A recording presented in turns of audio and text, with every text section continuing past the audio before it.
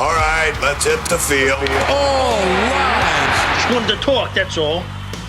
Today is Wednesday, September 18th, and the Yankees were back in Seattle to take on the Mariners in Game 2 of a 3-game set. With a win, they would clinch a playoff berth. My recap, your reactions coming up next. This is Pinstripe Territory. Welcome to the New York City. Pinstripe Territory. Just when they thought I was out, they pull me back in. All right.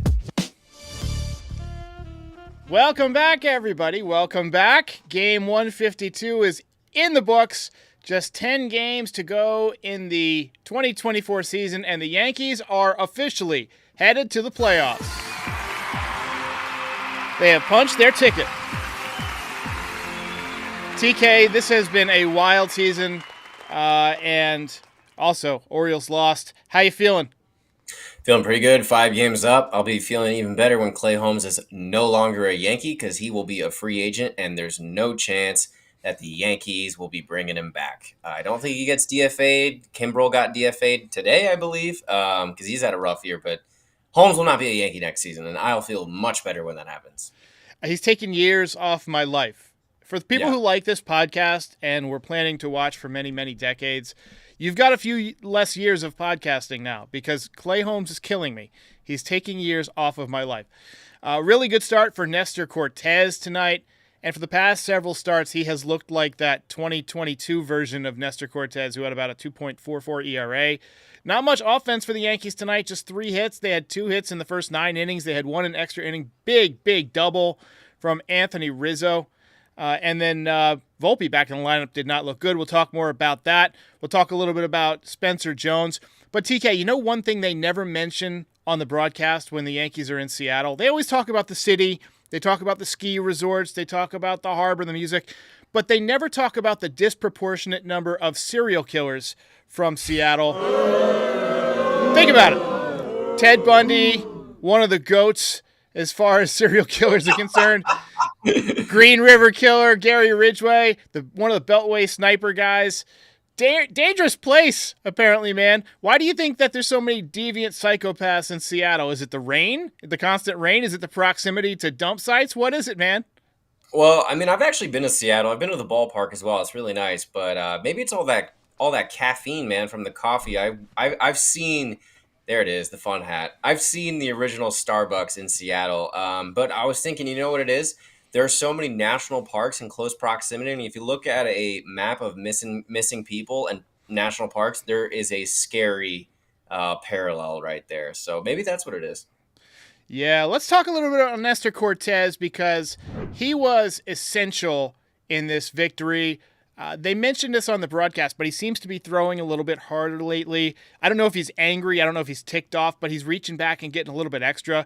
6 shutout innings in his last 7 games, including 6 starts and 1 relief outing. 1.58 ERA, a 0.90 WHIP, and I hope somebody's dumping champagne on his little head right now.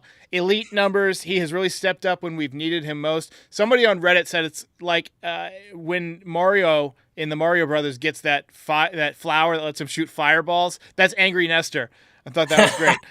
Thoughts on Nestor tonight?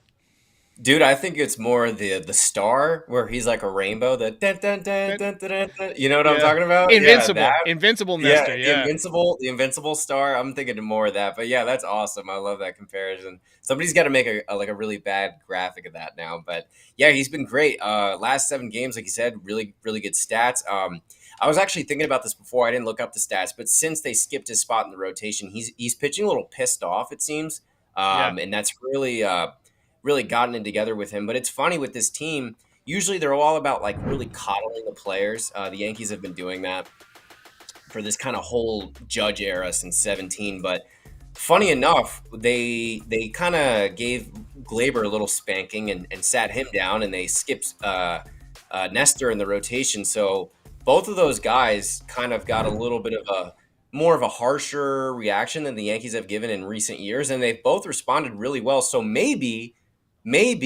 you have a bunch of grown men on your team and they understand what's at stake, and maybe just be, I'm not going to say be like a total like ass towards them, but maybe just be a Yeah. little bit more firm. I don't know, Yeah. just thought.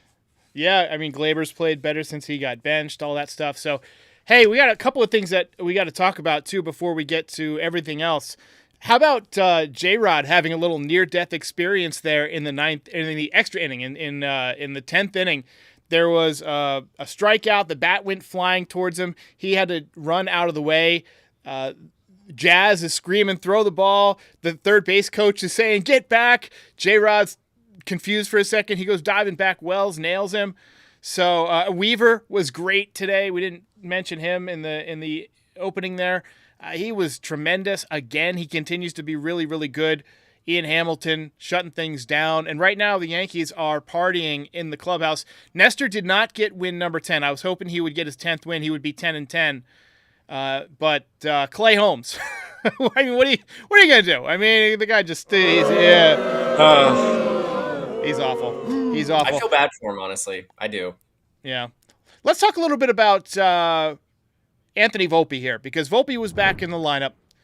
He was not good. Banged into a double play his first at bat. He went 0 for 4. Could not get a bunt down in the 10th inning, and that was a big run. You know, if you get that runner over to third, he scores on the next at bat. It was just fly ball. So there's been a ton of heat on him lately via social media. Yankees Universe feels like they're getting on him because of his offensive struggles. He's still a good defensive player, but I think a lot of people feel like we've been sold a bag of goods on Anthony Volpe. He's going to be this stud, this superstar, quick rise through the minors. And he's been given a lot more leash than I think a lot of other Yankees who have more promising offensive ability have. Like, I have no doubt in my mind that Peraza would be hitting better right now if he had been given the same amount of at-bats that Volpe's been given. And we know he was seen as the better defender of the two, so Volpe was kind of taken because of his good spring training. He out-hit Peraza in spring, but he's never really gotten it going. He had a couple of good months this year to open up the season. I think that was like peak Volpe. That's the Volpe we all want to see. He was getting on base every day. He was dynamic out of the leadoff spot, but he's really been dreadful for the last few months. And I'm starting to feel like his ceiling is like an average player. Like he just doesn't have the offensive ability to, you know, be a consistent major league hitter. At least not now. Defense, sure, been great. And that's, as Boone says, enormous. But offensively, he's just been a huge disappointment. Yeah, I mean, I hear everything that you're saying. I think there's a lot of things going on here with Volpe. First of all, like you said, the bag of goods. We were kind of told and sold as Yankee fans that this guy was going to be the future, the second coming of Derek Jeter, which frankly, I thought that was always a little ridiculous saying that. Derek Jeter is kind of a once in a generation player. Yeah. But with Anthony Volpe, Gold Glove defense, great. We're not even going to discuss that. Great. But I think what the Yankees have kind of sold to Yankee fans is the player that he was in the first 6 weeks of the season. That's, I think, the player that they were expecting him to become, and that was the player that they were selling to us, because at the time when he was in the minor leagues, they said no to Castillo. They said no to signing Trey Turner or Corey Seager. And Derek and I were discussing this in the green room, but Corey Seager is a guy who's had an excellent 3 years in Texas. He won World Series MVP, lefty swing. He averages a little over 30 home runs there, probably hits about 40 in Yankee Stadium. But they are discussing moving positions with him, but that's regardless of the fact. I think Anthony Volpe at this point, I think he's starting to feel the heat a little bit, and I think that the Yankees may have bamboozled themselves by kind of buying into the storyline a little bit too much about local kid, grew up a Yankee fan from the tri-state area, all he wanted to do was be a Yankee, kind of sound familiar, Derek Jeter-esque, right? When really, interestingly enough, I think it's the same draft, correct me if I'm wrong, Derek, but they drafted Volpe in the first round, and then Gunnar Henderson went in the second round. Yeah, second round to the O's. Exactly, who would you rather have as your shortstop right now? It's a no-brainer. Now, if they picked Volpe in the first round and they got Gunnar Henderson in the second, great. They probably would have went with Volpe at second. I think he profiles a little bit better at that position physically. But, at this point, yeah, you would have rather had Gunnar Henderson. Now, I'm not ready to give up on Anthony Volpe offensively. The defense is there. But I just think that there's still a little bit too much to give up on. He's still really young, but I think, Derek, for me, next year is like, show me something. If you don't show Yes. me something next year, I'm kind of just like, okay, fine, you're a career 245 hitter and you're going to play good defense. You know what I mean? If you don't hit me like 270 next year, then I'm sorry, but like we're heading in the wrong direction here. And I don't want to hear people say, oh, he's young, give him time. I've said this before. If you're going to be a phenom player, you're a phenom player immediately. Bobby Witt Jr. kind of burst onto the scene. Juan Soto did it. De La Cruz with the Reds is kind of doing it right now. Paul Skeens, like these phenom guys, they're great as soon as they get up to the big leagues. They don't really have this kind of growth period, if you will. So, and the some guys do. Some guys do. Some guys are late bloomers, but I'm talking like the phenoms of phenoms. I feel like they're immediately kind of just there. Yeah. And I feel like they've already ruined Peraza. They've already ruined it. So Volpe now in his career, 292 on base percentage, which is just not good enough. And, he's taken a serious dip in power this year. He has raised his average from 209 to 245. So that's a big leap in average. But, I mean, he's not doing much else. I mean, he's got a few more doubles, a few more triples. He's only walked 38 times, so he's walked way less than last year. He walked 52 times last year. I don't think he's going to walk another, 15 times this year to pass that. So I don't blame anybody who's not feeling super excited about what we've seen from Volpe. Let's talk a little bit about Spencer Jones, our top prospect. Hit a 453-foot home run yesterday. I have a little clip from J.J. Cooper. This is another prospect that I feel like the Yankees should be a little bit alarmed about, at least Yankees fans. So this is J.J. Cooper. He's one of the big prospect gurus in the world.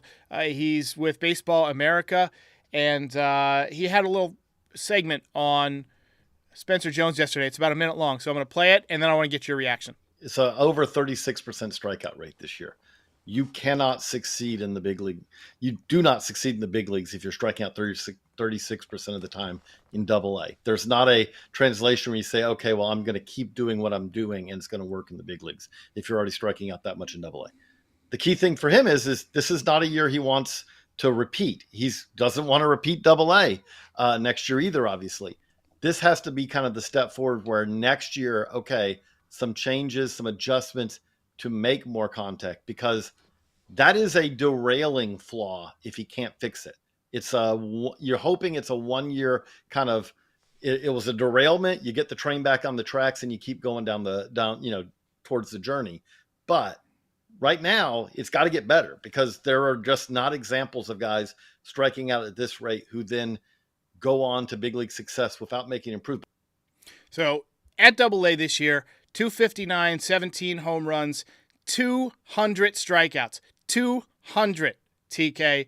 So let me get your thoughts on Spencer Jones. I knew you were very high on him headed into the season. Any thoughts? I mean, I'm still high on him, and I just want to give you some context because I was looking at this before the show. But for some context, and this has nothing to do with my argument, Aaron Judge in 2015 between Double A and Triple A had approximately a 30% strikeout percentage, just for frame of reference there. And we obviously know what Aaron Judge became. 36%, is absolutely way too high. Now, I've watched him play a little bit. He has a very uppercut swing. And the reason why you have to compare him to Judge is they're both really tall outfielders. It's kind of a lefty Aaron Judge in that way. And I'm not saying he's going to become Aaron Judge. I certainly hope he will. But just in terms of the body, right? It's hard to be tall as a baseball player, I think, especially if you're not a pitcher. But he hits nukes when he gets a hold of them. But yeah, he has a very uppercut swing. Now, Aaron Judge has just got to be like, listen, man, we're going to go to California. We're going to go see my guy. You're going to be locked in his hitting cage for 4 months. And we're going to just work on it. Frankly, I don't know what the Yankees are doing. Just hire him at this point. Just get the whole team there. But I really think that he's got tools that you can work with. I think you can definitely fix a lot of that. You can definitely get the strikeout rate. You know what? For a goal for him, let's try to see the strikeout rate at 25%. Can we make that an achievable goal? It's a big jump, I feel like, from 36 to 25, but 25% I think would make him a successful prospect with a legitimate chance to succeed in the major leagues. We've talked about the speed. Guy is lightning. I really would like to see him in center field with Jason in left. He obviously had that blunder tonight. I think Jason probably profiles better as a left fielder in Yankee Stadium rather than a center fielder, and you put Jones in center. And then the lefty swing would just be sweet, right? So get him in Aaron Judge's guru guy and just fix him, and it'll be fine. There you go. Teacher man. Yeah, there you go. One of the things he did with Aaron Judge between the 2016 season when he came up and hit like 170 over the final 2 months and the 2017 season where he really should have been MVP. He hits 52 home runs and his career basically changed. Was that he got into much more of a crouch. Like if you watch his 2016 at bats, he's very tall, right? And that's kind of what Spencer Jones is. If you look at him in the box, he's standing straight up. And that means you've got an enormous strike zone, right? And with as hard as guys throw today, I just don't know if it's physically possible to cover that much space in that little amount of time. So what he needs to do is crouch. He needs to get into a shorter crouch, eliminate the size of his zone, and pick out more spots. And I think that will help him a little bit. So we're going to have a quick word from the Foul Territory squad about tonight's sponsor, Navage.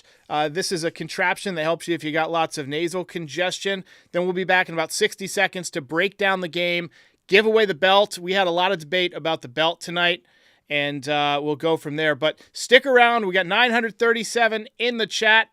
I want you guys to subscribe if you're new. Go ahead and join the community. We're here after every single game all season long. We got the playoffs coming up. We're trying to get to 42,000. We're right on the edge here. We're like 20 away. So go ahead and subscribe while this ad plays, and we'll see you in about 60 seconds.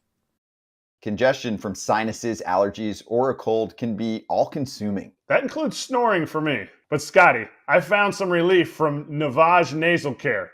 You've got to try this. Navage makes breathing easier. My Navage unit is a game changer for clearing my congestion fast. Yeah, Kratz, Navage uses that smooth saline flow and nasal suction to clear those nasal passages. It works for me, Scotty. I've noticed a huge difference since I started using Navage. I'm breathing better and the whole family is pumped that I've got the snoring under control. We want to help you get relief from your congestion too. Our listeners can order a convenient Navage starter pack, including a nose cleaner with batteries included and 30 original salt pods. Everything you need to get started. Plus, get a cleaning kit as a free gift with your order, but only going to our exclusive URL, navage.com/foul, and using our promo code FOUL. Again, to order your Navage free cleaning kit and for full product details, go to navage.com/foul. That's promo code FOUL at navage.com/foul. All right, let's go.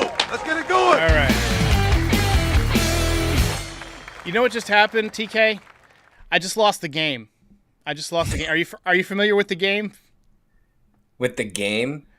All right, so if you don't know the game, I'm going to tell you the game, and the audience is going to know the game. I'm sure a lot of you play it. You are now playing the game, okay? You can never win the game. You can only be winning the game. Anytime you think of the game, you lose. And you have to tell whoever's in your presence that you just lost the game. And then explain the game if they don't know what it is. So you're now playing the game. Whenever you think about it, me and my friend, we've been playing this for like 25 years. So like every once in a while, we'll just have some kind of a weird thing where we lose and we'll tell each other in the creative way.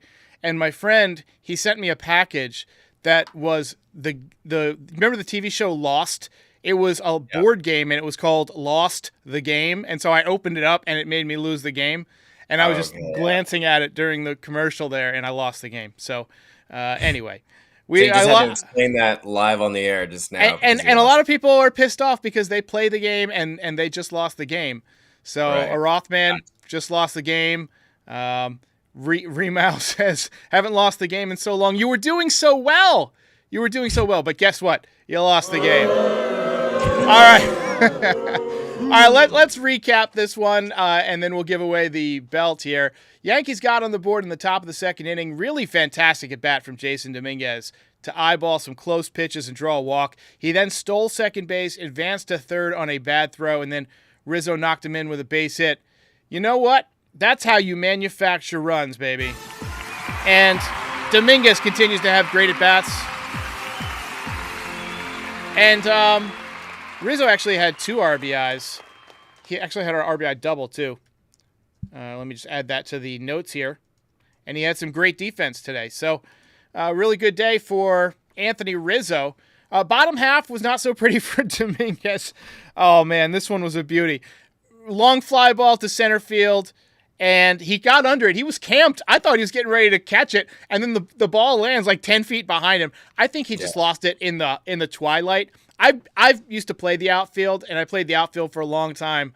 And look, sometimes when you're in that twilight zone between daytime and when it gets really dark, somebody hits a really high fly ball. It just looks like a little gray speck, right? Especially if it gets above the lights. And it did have a 99% catch probability, but that's a rookie mistake. I have a couple of things there. First of all, I thought it was gone off of I did too. Turner. I thought it was gone, and I think probably Martian thought it was also gone. But like I said, I've been to that ballpark, and I had pretty good seats, so I was pretty close to the field. Because of the way the roof is, that it slides over, I swear to God, that ball went over the roof line and he lost it out of the lights. Like, I'm serious. The way the roof is set up in that park, if the park is open, I think it kind of messes you up judging the ball in the outfield. But I think just he overran it. That's it. Rookie mistake. Chalk it up as that. Well, actually, the very next batter, this didn't get talked about. The very next batter popped it up towards first base, and Austin Wells got it, and he couldn't see it. He couldn't see it above, once it got above the lights. Anthony Rizzo ended up tracking down, made a catch.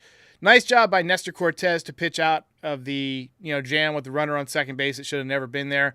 Another great pick by Rizzo in the bottom of the third to save Jazz from an error at third base. He was a picking machine tonight. And Jazz has a great arm, but he has not been very accurate on his throws from third. Do you think he's going to stick at third, or do you think he might stay at second base next year? No, I think they move him to second. I think that's his more natural position. But honestly, a hell of an athlete to never play third in a professional game until, of course, the New York Yankees.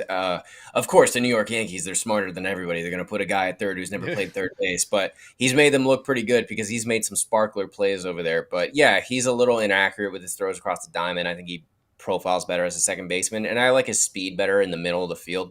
And then they'll figure out third base. I don't know what they'll do at third. Maybe Oswaldo will play third. Maybe Peraza, or I guess can Yorbit play third or somebody like that. But I think Jazz ends up at second next year. Apparently, Jazz Chisholm is live streaming right now. Let me see. If in the clubhouse, they're it's probably going crazy. He's probably got the 90s camcorder out right now too. Like you see those videos that he was doing. Yeah, I don't see it on Twitter. I guess it must be on YouTube. But anyway, thank you for – I probably shouldn't advertise another stream while I'm live. But Nestor was done after 6 fantastic innings, 4 hits allowed, 3 walks, no runs, 6 strikeouts. Let's not leave it all in the regular season. Let's save some for the postseason, but really great job from Nestor Cortez tonight. Tommy Kahnle came in, got a couple of outs. Clay Holmes relieved him and got out of the inning. Umpire was squeezing him. I thought he threw, 5 or 6 pitches that were strikes in that at bat, and a few of them got called balls. Umpiring tonight was just trash in general. Bottom 8, Yankees hadn't had a blown save in a while, so Clay Holmes took care of that. Served up a solo home run to Justin Turner. 13th blown save of the season for Clay Holmes. He is a travesty, man. He cannot be on the postseason roster. He cannot be near the postseason roster. I don't even want him reading the postseason roster. I just go home. Just leave him in Seattle, Look, I'm over him. The Orioles DFA'd Kimbrel. Yankees should DFA Holmes. He is not reliable. He's going to be a free agent. They'll never do it. But if I were the GM, I would absolutely leave him in Seattle. Luke Weaver threw the ball really, really well in the 8th and 9th today. Yankees took the lead in the 10th. RBI double by Anthony Rizzo. Could have been more, but Volpe popped out on a bunt attempt that would have got the runner over, and the next batter hit a sac fly, so missed opportunity there. Bottom 10, Ian Hamilton in the game. He gave up the leadoff single. J-Rod got to third base, and then J-Rod had a near-death experience. There was a wicked strikeout. Bat went flying. J-Rod... He gets off at third base. He loses track. He loses his mind for a second. Everybody's screaming at him to get back. Jazz is screaming for the ball. Wells throws it down and nails him at third. Really dumb base running by the Mariners in this series, but it worked out. Yankees win, and guess what? They're headed to the playoffs. Ball game over. Yankees win. Yankees win. Oh, it's going to be a good time.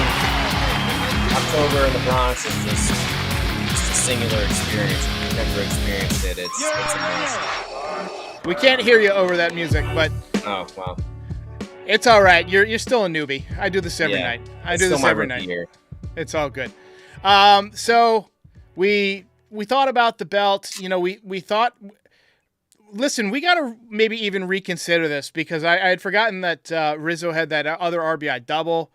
You know, I'll let you make the final call, man. But I kind of feel like there's any of the options that we go with would work. So you go ahead and make the call, and I'll make the adjustment here. Well, can I change to what we have originally agreed to? Yeah, do what you Do want. something a little unique. All right. So usually the graphic is set up. We originally went with Nestor for the belt, and that's what we were gonna go with as Rizzo as an honorable mention. But honestly, Rizzo had an enormous impact on the game. Obviously, the game-winning hit, some great scoops in the field that really killed some rallies for the Mariners. I think he's just as deserving, and I'm kind of feeling like we can't really go a co-belt. I wish there was a way you could poll it where you could let the fans vote because that would be really There cool. There Yeah. is. We used to do that all the time, but Yeah. I stopped. I just don't have the bandwidth to review Yeah, I it during the gotcha. game, and sometimes it changes so late, and sometimes it's a late decision right now. So screw it. We're going Rizzo. Yeah. There you go. We're going A Rizzo. lot of people in the chat felt Rizzo, and I could feel him. Yeah, but You know, Nestor, very close second. Wells got some love too for that throw Yeah. down to third base. Luke Weaver was a real candidate with his pitching, but I'm sorry, I just saw Richard give the belt to Holmes. Yeah, we'll give him Yeah. the anti-belt. yeah, give him whatever the opposite of the belt is. Give him the belt like, you know, hitting him on the ass style. The disciplinary belt. Yeah, that's that. We should break that out next year. Just have it be like a you know. Yeah. Yeah, I'm sure we can have AI come up with some fun images for that one. Honestly, Lou I think Godbar says Nostra Derek predicted 6 Ks tonight, so that is a hit. So Nostra Derek with the prediction again. So thank you guys for watching. I hope you won millions of dollars with that bet. I was actually Francesa. His prediction was 5, and I was like, I think he'll do better than that. That's why I chose 6. Yeah. But Francesca's a hack. So, I love Francesa. Don't be shitting on my man Francesa. I'll fuck you Sorry, up, man. I'm a K show guy, but yeah, they had a little beef back in the day, but it's fine. They're professionals. All right, ladies and gentlemen, Yankees are headed to the playoffs. We're gonna wrap it up here, 118 on a Thursday night, and the Yankees now lead the American League East by 5 games. Orioles have really flushed it down the toilet over the last couple months here. But TK, any final thoughts here as we approach the postseason? Now 10 games left. How about for the anti-belt, the sun gets sent to the sun? So, Yeah, get launched into the sun. Yeah, get launched into the sun, and then you could do like a song with that. I'm sure there's something that would go well with it or something. But yeah, launched into the sun. CM says, "Give him the boot, not the belt." I like it. Yeah, I like it. Yeah, exactly. And FIFO says Weaver closer next year. We were talking about that in the green room. You got to do it. He's already under contract. He's pretty much their best relief pitcher at this point. He's making a name for himself here down the stretch. I think he's going to have some big postseason moments. He's got that moxie that you like. You know? Yeah, Derek and I were talking about. I say he's got the cubes for it. He's got the cubes to be the closer. He's a psycho on the mound. That's what you want to see. He's like screaming and all that after he gets a big strikeout. And we were saying in the green room, I'm really digging this Hamilton Weaver back end of the bullpen kind of thing they got going on. And it's funny how they kind of became strikeout guys as the season was going on. It almost feels like they're throwing harder towards the end of the season, right? Like 98, 97. But yeah, definitely got to go with Weaver. They're going to pick up his $2.5 million club option, and he's going to be the closer next year. And Hamilton might be the 8th inning guy, and that's probably the direction I go. Yeah. All right, ladies and gentlemen, reminder to subscribe to Pinstripe Territory on all your favorite podcast platforms. And, of course, here on YouTube and all of the other shows in the Foul Territory Network, Foul Territory, Fair Territory, Dodgers Territory, Hammer Territory, all that stuff. Give them all a check out if you haven't seen them yet. And we will be back tomorrow. We got an early day tomorrow afternoon. Terrence, I don't think you're joining tomorrow unless you want to. What time is the game tomorrow? We can talk about this later. It's 4 o'clock Eastern. I guess 1 o'clock West, but we'll figure it out. Or wait, I don't know. I guess that's I don't know. I don't know what time that is. West. It's 4 Eastern. Yeah. I don't math after midnight. That's the no math after midnight. That's my motto. Ladies and gentlemen, we'll see you next time. See you guys.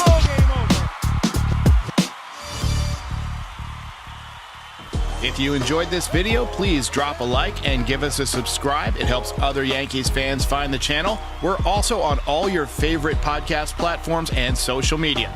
Join the community, have some fun. We're here after every game. This is Pinstripe Territory.